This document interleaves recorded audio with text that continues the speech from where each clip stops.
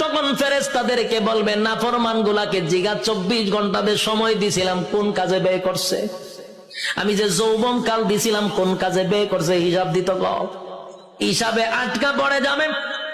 আল্লাহ তখন ফেরেশতাদেরকে বলবে এটি নাফরমান, আমার দেওয়া নিয়ামত খাই আমার নাফরমানি করছে।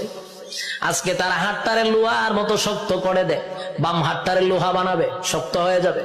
আল্লাহ কয়টার ব্যাখ্যা করবো, কয়টা বুক বরাবর ঢুকা, বুক ছিদ্র করে, কলিজা ছিদ্র করে, পিছন দিকে টেনে বাম হাতটা বাহির করবে।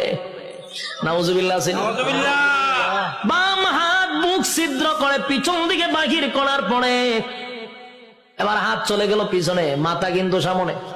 আল্লাহ এবার দিবা আমল নামা, ওই যে রেজাল্ট দুনিয়াতে যে পরীক্ষা নিছিল এই রেজাল্টটা হাতে দিবে। ফেরেশতারা কইবে আল্লাহ হাত পিছনের চেহারা সামনে।